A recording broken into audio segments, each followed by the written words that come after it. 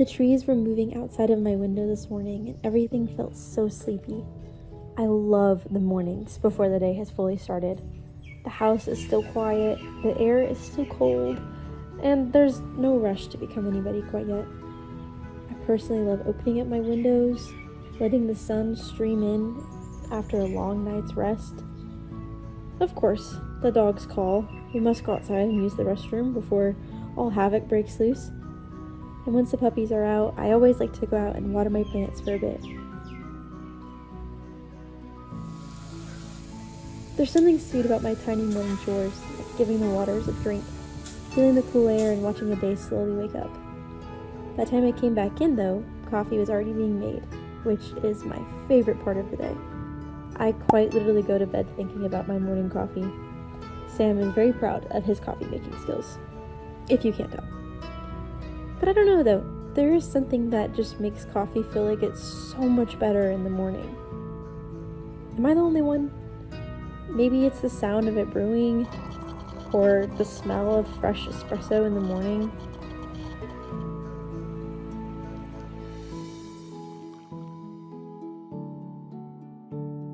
Or maybe it's the way that first sip of iced coffee just always hits so different in the morning.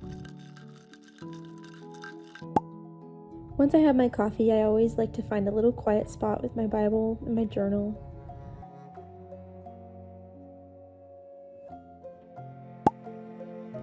There is a kind of peace that I'm definitely trying to pay much more attention to.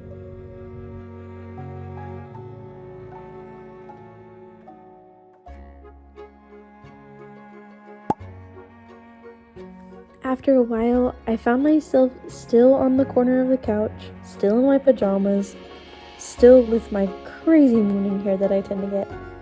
But I noticed these flowers that were sitting on a table next to me in their little vase. They were quiet and pretty. They kind of reminded me something that you'd find in like a cottage or something. So I reached for the pink one first, because pink felt sweet and soft, like rose water, or pink ribbons that you put in your hair, or letters folded into pages of a book, but that wasn't for me. So I kept looking. Then I saw this pretty yellow flower, which reminded me of buttered toast, or warm morning light, something cheerful, like something you'd wear to go pick lemons. But I wore yellow yesterday. Then I noticed this one really, really pretty white flower.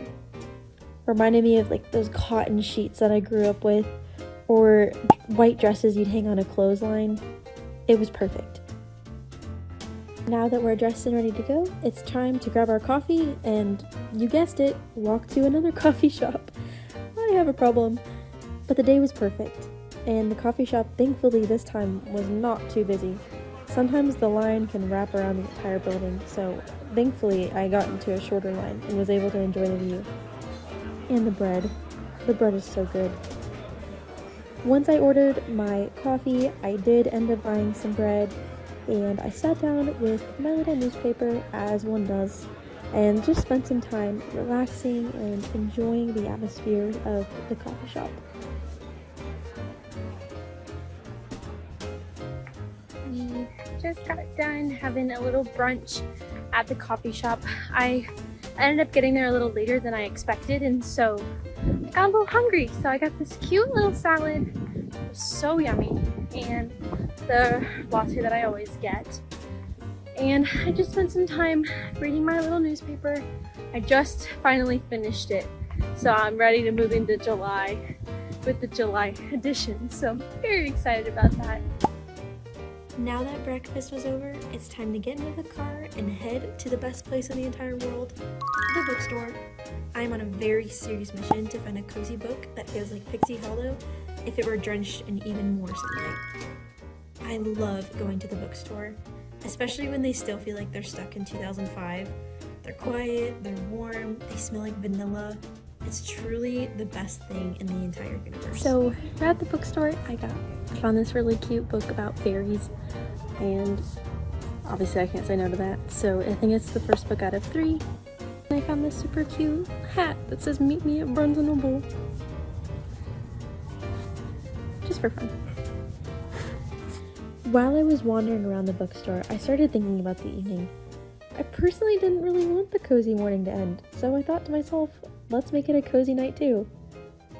My idea was when I get home, I was gonna get ready, throw in some pajamas, cook a cozy meal, get the tea started, throw on some PJs, and figure out how to have a cozy summer night.